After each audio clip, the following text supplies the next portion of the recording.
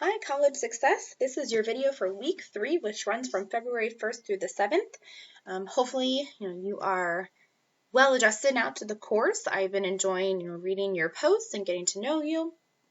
So I'm going to go ahead and get into the lessons folder, and I'm going to scroll down, and we are going to be, as I said, in week 3, which is going to officially start our very first chapter. So you'll see that there are 2 assignments this week, neither of which are a discussion post. So attendance for week 3 will be due on the fact that both assignments are due on Sunday. Completing both will give you full week 3 attendance. Only completing one will earn you half attendance. So make sure you submit both of those, not only for assignment points, but also for attendance purposes. So in our materials folder, we have our chapter slides for the chapter and then our chapter 1 pages. So I am still scanning those pages in. I cannot do that for any other chapter here on out. Chapter 1, we are in this week and week 4. But then starting week 5, we will be in chapter 2, and you will need to have your own textbooks. Copyright, I cannot scan that and upload that anymore. So you want to make sure you have that. So if you click on that, it'll open up, and then there are chapter 1 pages that you can use. And you can see this was my copy, obviously, because I have notes throughout a few places and some of my own highlighting. So that is there. If you have your own book, of course, you can just use that in the hard copy format. And then there are the chapter 1 slides, which I will use as kind of our point of discussion today. So I'm first going to go through chapter 1. So chapter 1 is about looking at the value of education and thinking about key critical thinking skills. Now, every chapter has a scholarly article, which we talked about in the introduction, but I normally will not go into depth with this, but you are welcome to kind of look at it in the chapter itself and just kind of get a feel for those. But I'm going to go right to the information in chapter 1, the value of a college education. So what are the benefits of education? Well, obviously, most people think of this third one. Okay, you're going to get a career, salary, benefits, but there are other things as well. Most people who attend 2 or 4 year colleges are also more engaged in their civic responsibilities, meaning they're more likely to vote, they're more likely to be concerned about community issues, so they're going to be more civically engaged, and they have improved overall well-being for the student as well as their future generations. This is also one of those, as I said, we mostly think about that last point. This is demonstrating that the more, education you have, the higher salary is correlated with that. That doesn't always prove to be true, because we know that there are some fields in which you have to go to school and your salary is not that high, but most of those fields you don't get into it for the high salary. But this just shows, the comparison between different levels of degrees and possible salary. Here is another kind of comparison. Now, what I don't like about this is it does not say what field they're looking at. So it doesn't say, oh, if you are in some kind of medical field, if you have an associate's degree, this is how much you can make if you have a master's degree.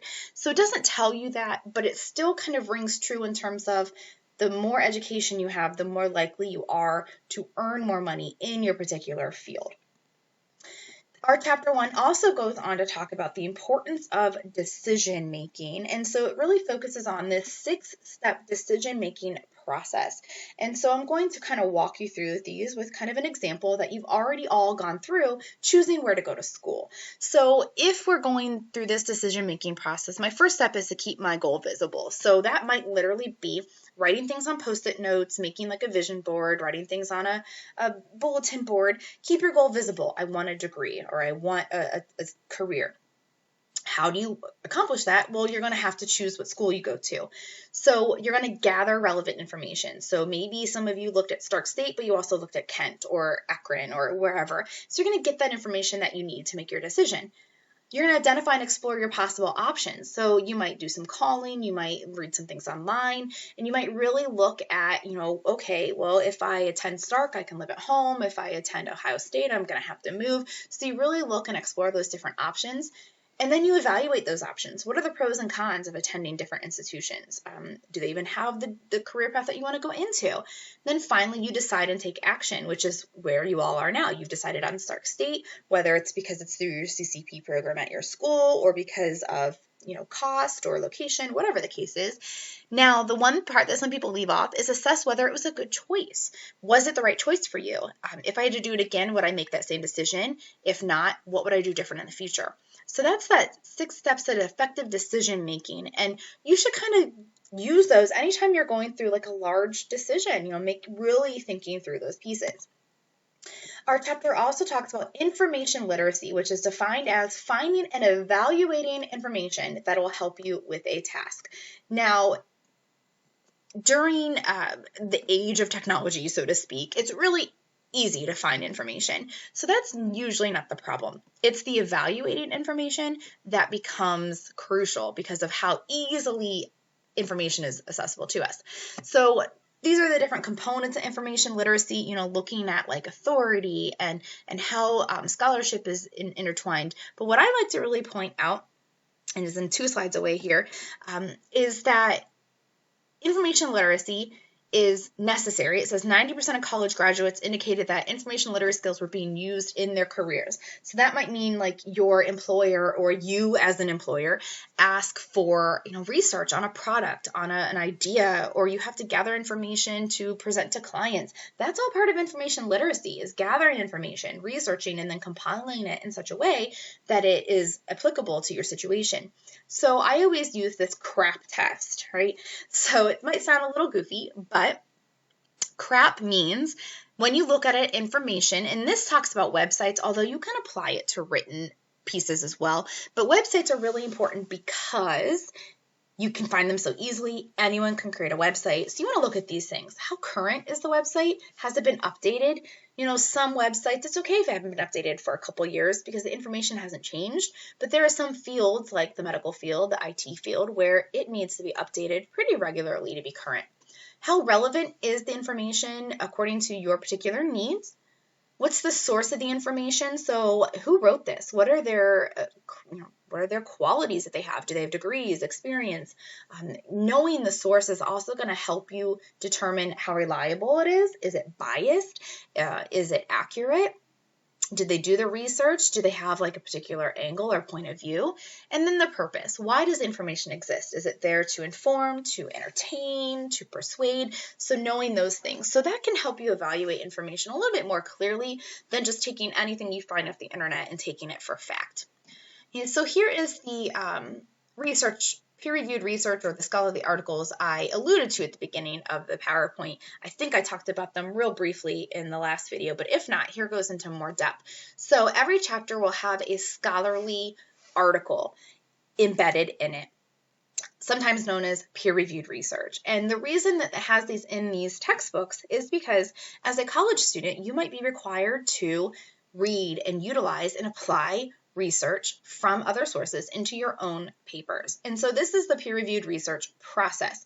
So in any particular field, maybe there's a question, an issue, something that needs to be addressed, a researcher will come up with a particular question or study that they want to investigate.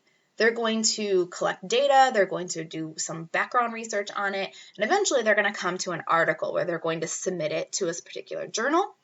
That journal is going to send it out to people to review, and they can either say, okay, hey, after we're done reviewing it, we really like it, but you need to change it, or not so much. And this is a long process. So this is why if you're reading an article that was published in 2020, the research probably happened in like 2017. So already by the time it's published, it's a little outdated because it is such a lengthy process. So here are the different parts of a research article. They're very structured. You have your abstract, which is like a summary of an article. You have your introduction, which is why are they researching this particular question. You have your method, the who, what, where, when, why type questions. Where did this occur? Who did they interview? Who was a participant? The results, what did they find? And oftentimes they'll do that in a lot of like statistics, and then discussion. Why is this important? How can you use this in your career? So this is a breakdown of like how to read those particular articles. Now, we're not face-to-face. I would normally pass around examples of these, but you have your digital library assignment today, so I'm going to pull one up here in just a little bit if you've never experienced or had to interact with one of these before. So there is information in this chapter about scholarly articles. And then our chapter starts to wind up with critical thinking. I mean, to be a critical thinker is more than just kind of surface level thinking. You want to be able to explore multiple perspectives, not just always view things from your one lens, understand that there are different ways of thinking and viewing things, evaluate that evidence, think about why you believe the way you do, and then draw conclusions.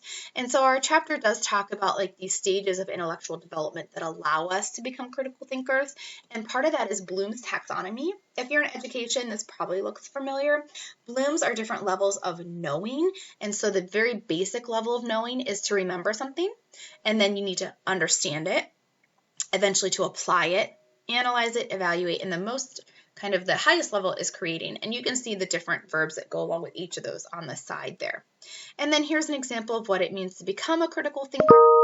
Finally, Socratic questions. Socratic questions are a big part of the overall critical thinking process, because to find answers, you have to ask questions. And that's what Socratic method does, is constantly ask questions. All right, so that is a breakdown of your chapter. Now you can see we do not have, if I go back to your assignments here, we do not have the quiz this week. In week 4, you have your post that deals with chapter 1 and your chapter 1 quiz. So this is kind of setting the groundwork for those two things. All right, so you have 2 assignments. So after you've read through the chapter, you have 2 assignments. Let's go to the assignment folder. You have the STAR method and the college resource reflection. So let's talk about the STAR method first. You'll click on this right here. It'll open up the document, which I have down here. All right. This is going to talk about, it really connects to kind of like the career interview process, a little bit of the critical thinking that the chapter referred to.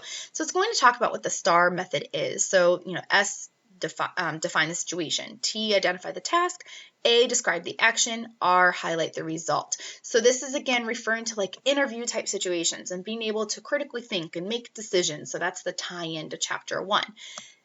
Why do we use this method? Well, to be adaptable, to problem solve, to show our management, and to show our team working skills.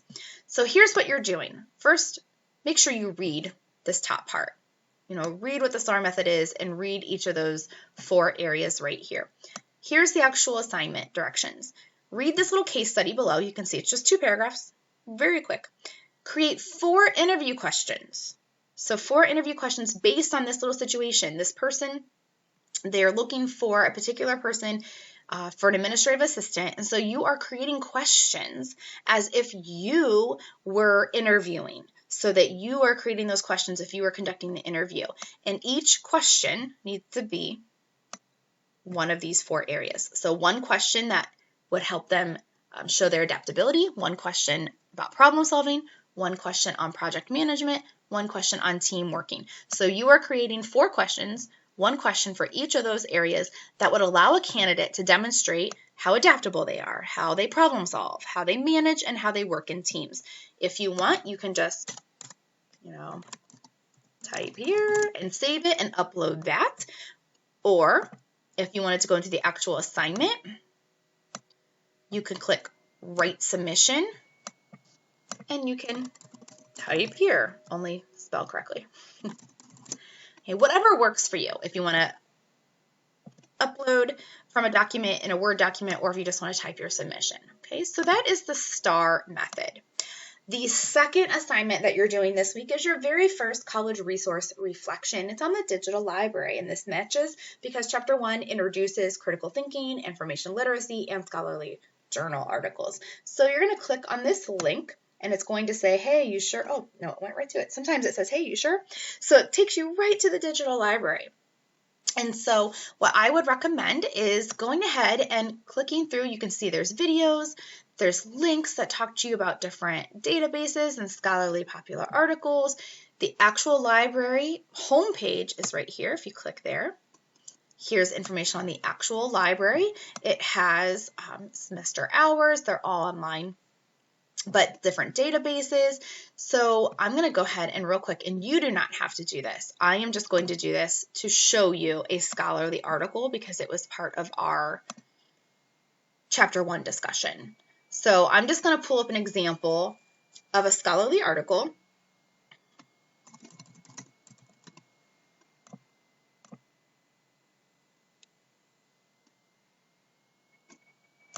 And I'm going to go ahead and I was hoping a full text one would pop up. We'll just follow the links.